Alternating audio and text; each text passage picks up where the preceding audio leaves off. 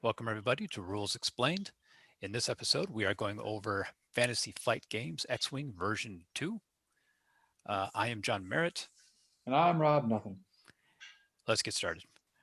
I have decided to do Fantasy Flight Game Star Wars X-Wing. Rob, why don't you talk about the history of it? Well, the Star Wars X-Wing game has a fairly interesting pedigree, a little history behind it. It is a war game, which we are about to go ahead and discuss with the listeners about TIE Fighter versus X-Wing and all sorts of other different combatants in the Star Wars universe. It uses a method of movement that some people might refer to as simultaneous movement. It uses a variety of dice mechanics, but I want to kind of address the background of this type of game. The concept of wargame goes way back. We've talked about this in previous episodes, and the trope of wargaming has always been: I take my turn, then you take your turn. That, of course, works very well in a game, but it tends to go ahead and lend itself to very unrealistic gameplay if you look at it from a simulation aspect. It works well in the game, but doesn't work well in the simulation. So a game company called SPI, Simulations Publication Incorporated, went ahead and tried to address this in some of the early war games with a system called SIMOV, which was plotted. You would write down your moves on a piece of paper, a chart, and when it came time to reveal that, you would reveal it, and everybody's moves would be taken, and you would not know where exactly everybody else was moving until the turn was over. And that was a very good way of trying to go ahead and simulate the uncertainty of tactical combat. Move a bit forward past the 70s, and you start to see variations on this from the FASA game company. The FASA game company went ahead and took this with their Battlestar Galactica, their Last Starfighter, and then finally their Top Gun games. By the way, notice a trend there with FASA trying to gobble up all sorts of licenses.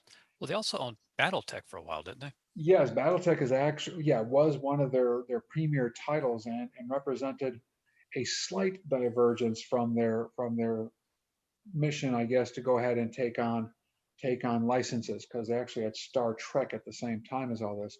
And I say slight diversion because if you notice the Oh, original mix and the original designs for BattleTech, aka Battle Droids, the original working title, um, they were all from Robotech. They were all basically Robotech designs taken quite, shall we say, liberally so did for they do theirs. Starfleet Battles?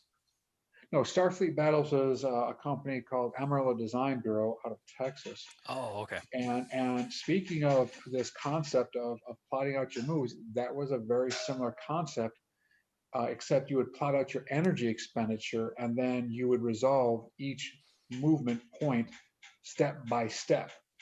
A very similar concept to Car Wars by Steve Jackson games. So there are various games out there that have tried to deal with this idea of simultaneous movement to a good degree of success or so. And I think what we finally see here is the culmination of this concept. I mean, outside of getting a computer and plotting out your moves or letting the computer work its AI magic, Star Wars X-Wing by Fantasy Flight Games kind of represents the pinnacle of this type of concept of simultaneous movement. I really do like it. It's a wonderful system. I've been trying to mash it with other systems involving ships. You know, like for example, that Pirates constructible card game. They had a very good series of models, but the rules were kind of clunky. But I was thinking, hey, why won't we use the maneuver templates from X-wing to represent the sailing ship movements? Hmm. And I was thinking about using it for other Starship games. As a matter of fact, other Starship games did pick up on this. You got you've got Star Trek Attack Wing, which uses a very, in fact, it is an identical system. But yeah, this has become the mode of the future, as it were, for tactical space and or tactical air combat games. Yeah, there's definitely a lot of tactics and a lot of strategy used in this game. Yes. So in the rule book, we have the core rule book. So you buy the kit. It comes with the rule book. It comes with the dice. It comes with everything you need to begin playing. It even comes with two TIE fighters and one X-wing. So we are going to go over this. We got a total of 20 pages. The first and last page are just, the first and last page. But we start with the introduction. And I'm going to interrupt really quickly for those of you who might be thinking to yourself, well, that doesn't sound very good, just two TIE fighters, one X-Wing. As we'll find out later, there's a little bit of customization that you can do that would allow you to go ahead and play multiple scenarios just with those ships and still not yet be completely playing the same game. Oh Go yeah, ahead, Greg. it's absolutely wonderful. You get everything you need for that particular ship. You get the ship; it's pre-painted or the die cast. It comes with the the stand, the boards, all the cards, all of the options. You don't need to buy anything else for that particular ship. You get everything. So it's not like a Pokemon deck where you get the model and then you have to go search for the cards. You get everything, and they're actually pretty reasonably priced for models, I have to say. And yes, you mentioned Pokemon and other CCGs. This is not a collectible card game. There's no random mix. There's no rare, super rare, whatever.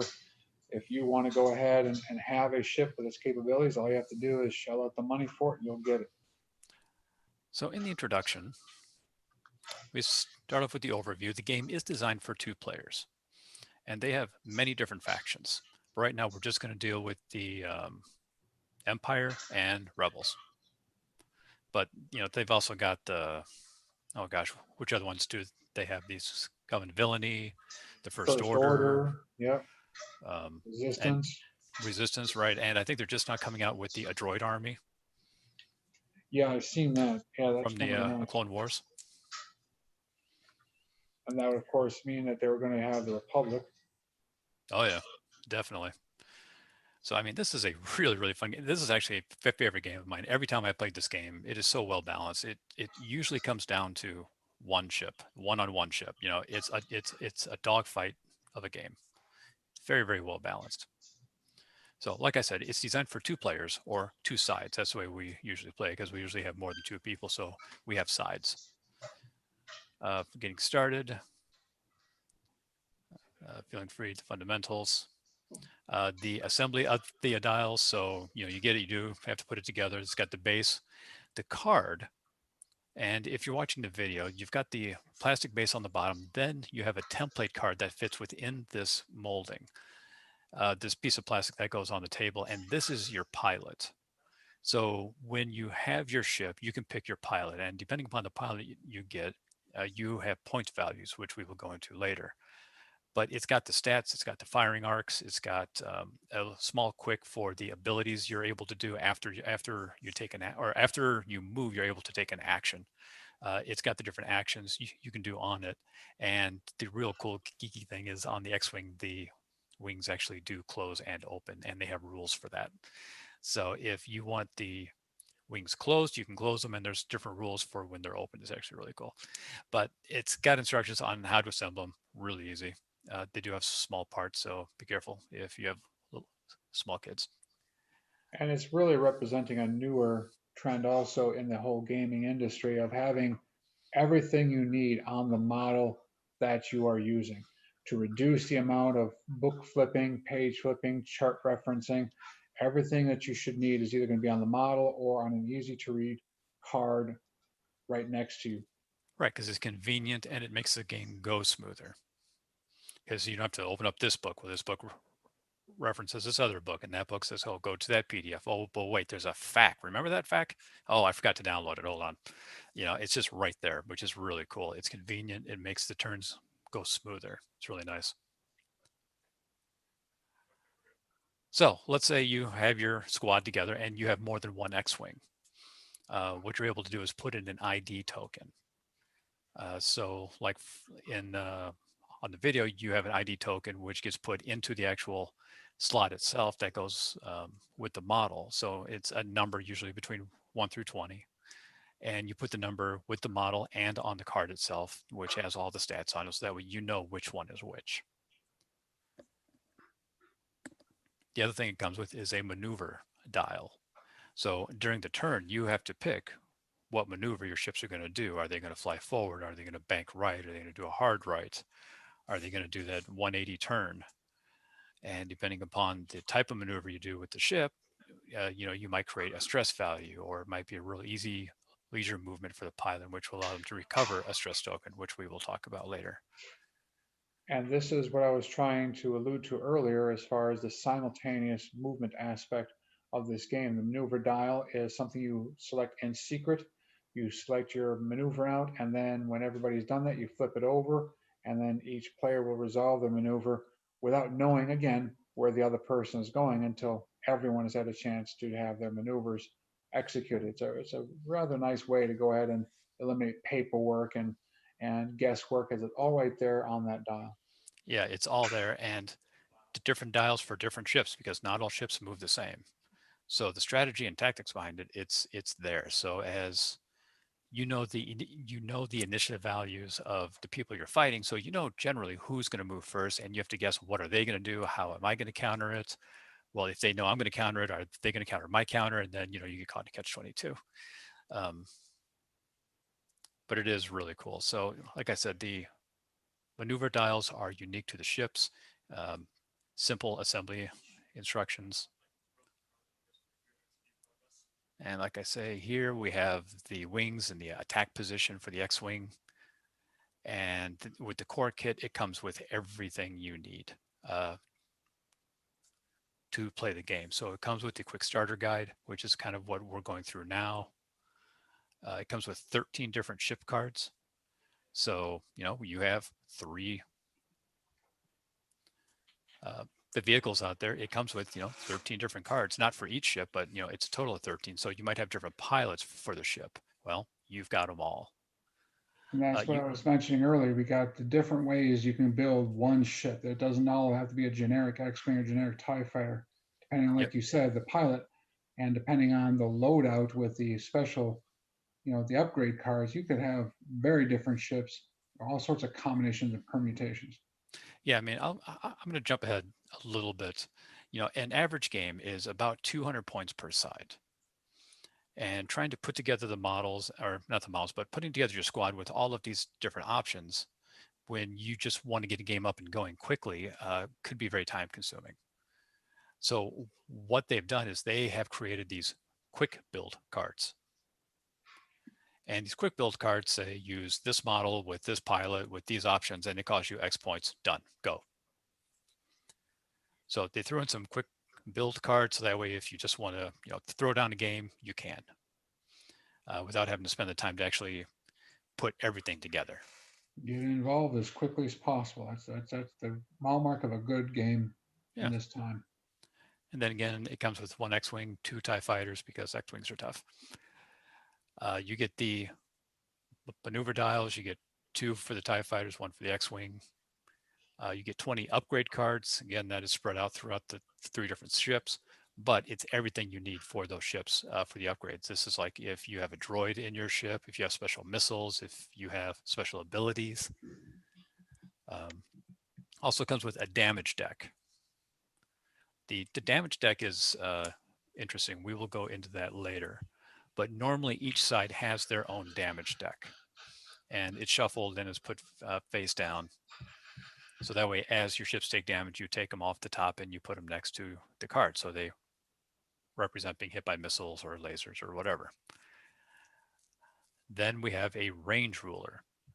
The range ruler has three sections, 1, 2, and 3. So to measure range, it goes from base to base. It goes from base to the closest portion of the base of what you're attacking. And we will show examples of that later.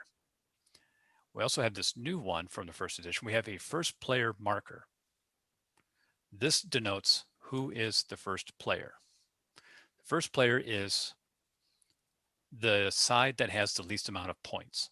So if you put your 200 point army together, let's say I have 200 and Rob has 198, well, he would get the first player marker because he then goes first.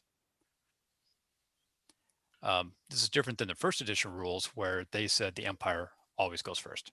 So that's how they broke it up in first edition. But in second edition, I mean, I played a lot of the Empire and I was like, that really isn't fair or objective, or just it's not cool. So in second edition, they put in the first player marker. So whomever has the least amount of points for that battle, gets the first player marker. If there's a tie, you flip a coin. They also added in a hyperspace marker. The hyperspace marker is used for very large battles when you only have a little bit amount of ships. So if you're playing like a 1,000-point battle, as your ships get destroyed, they can then come back into the game through hyperspace. So it's showing you that not all of your ships have arrived at the same time. So as they get destroyed, they can come back into the game at the hyperspace marker. So that's what those are for. They've also added in a position marker. This is unique to second edition. This is for when you want to jump over another ship, because ships will collide in space, because space apparently in this game is only 2D. So you have to be careful. But ships can pass over or through other ships.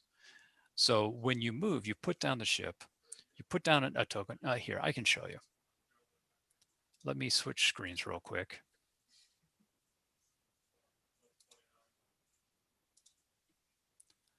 So to move, you have your dial, and let's say I have this X-Wing here, and I want to move forward 3. I would take this template, drop it right in front. I would pick up the ship, move it down to where it ends, drop the ship, remove the template. That's how you move. However, occasionally, other ships could be in the way. So how do you do this? Well, what you can do is take that position marker, put it in the 90-degree angle of the ship that you're about to go over, and then move that ship. You can then put down your template, move your ship, remove the template, and put that ship right back exactly where it was supposed to go, or right where it originally was. So that's what that's for. And that's very convenient. So that way we don't have any sort of disagreements as far as repositioning of your ships. Yep. And then you have the 11 different movement templates, where if you want to go forward or bank left or bank right or a hard left or a hard right, we'll go into those later. We also have shield tokens. One side is red, one side is blue. Blue is good, red means it's been used. So as your ship gets hit with weapons, the lasers, the missiles, they then use up shield points. Well, instead of removing them like you would in first edition, you would just turn it over. So it'd go from blue to red. Because there are abilities and stuff you're able to do in which shields recharge. So it's convenient to just simply take that token and flip it back over. You also have charges, which we'll go over later, and unique to second edition is force charges. So the force does come into play in X-Wing. The nice thing about it is it's really not that overpowering.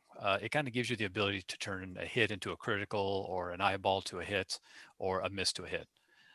That's really about the extent of what it does, which is really nice. So it's it's there, but it's not overkill with the game. It's not like, here's the Jedi, it's the I win button. It's it's a small favor in that particular model's favor. But More you do. importantly, does it allow me to go ahead and hit a thermal exhaust port? Only if a ghost is talking to you.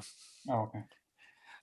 And then we have the 8 different ship tokens. Like I said, what this is it shows the pilot, it shows the firing arc, and it also has a number on it. This number is your initiative value.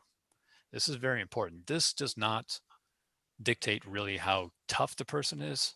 It's just their initiative value that says when it's their time to go. So as we go into the rules and we first have a movement phase, we go bottom up. So we start at 1. So whoever's 1 moves first, and then second, and then 2, and then whoever has the initiative value 2 goes. And this is kind of what Rob was saying, where it's not side A goes and then side B goes. You're all moving at the same time, but at different initiative values between 1 going to 10. And for those of you who might be a little confused, we'll get into the actual examples in a later episode.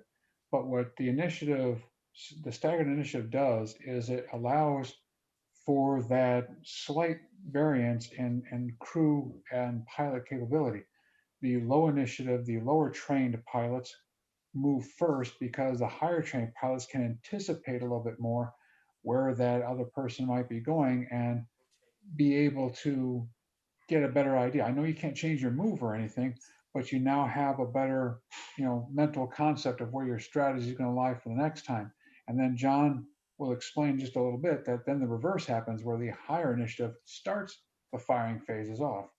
But go Yep. ahead. I didn't mean Nope. to interrupt. Nope. That's right. So the higher E initiative then goes first. You start at 10 and work your way back down to 1. So movement is from 1 through 10, and then shooting is from 10 to 1.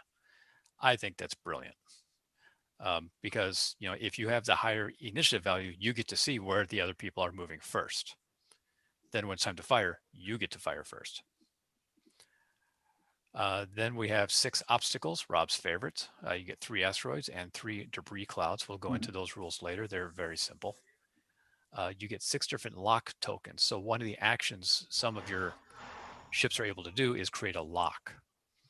So as you see, there's 2 of them. There's a white one and a black one. Pick whichever one you want. One goes on the ship or your card, and the other one goes onto whatever you're locked onto. Most of the time, what this does is it gives you an automatic hit. So you roll your dice, and like anything that's an eyeball is actually a hit. You get 3 ion tokens. We'll go into what those do later. You get 5 stress tokens. You gain stress tokens by executing stressful maneuvers. So like you're really pushing the ship. You've got it. You've put the metal to the the pedal to the metal.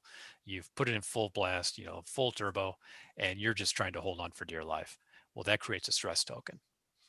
And If you by the get a way, stress token, you you're are kind unable of to perform an action. to double back a little bit, for those of you who are not sure what an eyeball is, these are just the different symbols on the dice that the game uses to go ahead and avoid using charts. So Absolutely. Thank you. we'll get back to the symbols on the dice later. I'm gonna keep going. Yep. Then we have our disarm token. We'll get into that later. And then we have our very cool 6 dice. There are 3 red and 3 green. The 3 red denotes attack. The 3 green is for avoiding. So when you attack, if you look on your ship tokens, they have attack values depending upon the weapon you're firing. So it may say 2 red dice or 3 red dice. You grab them, you roll them. The defender then has a defense value. He rolls the number of green dice, which then can avoid your hits. And you then compare the two. You take the difference to determine if the attacks actually hit or if they were able to be completely avoided. And later Red, we will show examples of this. yes, the red dice are a combination of pilot skill, the power of the weapon on board, the sophistication of targeting systems, and so on and so forth. And the green dice, conversely, again, pilot skill, the nimbleness of the air of the spacecraft, and so on and so forth. But not shields. Shields are covered separately later on. But those are just you know qualitative factors that are put into a quantitative method by the use of these dice. Also comes with 3 dial ID tokens. We will get into those later. Comes with 18 ID tokens. Again, this is what you use if you have multiple ships that are the same. So if you have 3 or 4, 5, or 6 TIE fighters, like the way Rob likes to play, they need to be labeled so that way you know which one is which, because one person may not be flying all of them. You get 4 focus tokens. These are action tokens. You get 3 evade tokens, and you get 3 critical damage markers. What damage markers do is when your ship takes a critical hit, you can put this token by the ship. This just simply reminds you that this ship has a critical hit on it, and there might be some adverse effect to it that you need to keep in mind. That's all it really does. And with that, that takes us through the component list. So Rob, did you have anything else? No, I think we hopefully I've given the listener a little bit of an idea about what you can expect when you open up the box of the game. And then next week, we're going to talk about how all these components get together to make a very quick playing, very easy to comprehend, very intuitive game system that is very enjoyable to play. I really, really do love this game. Uh, but anyway, that's our show for this evening. Thanks again for listening. I really, really appreciate it. Would like to thank Ethan Peoples for the music. He does a fantastic job. I always forget to thank him. Again, find us on Spotify, iTunes. We're on YouTube. So if you would like to see our video, go to Rules Explained on YouTube. You can find us there. Um, what else am I forgetting? I think you did a very good job of summing everything up. Awesome. Guys, thank you much for listening. Adios.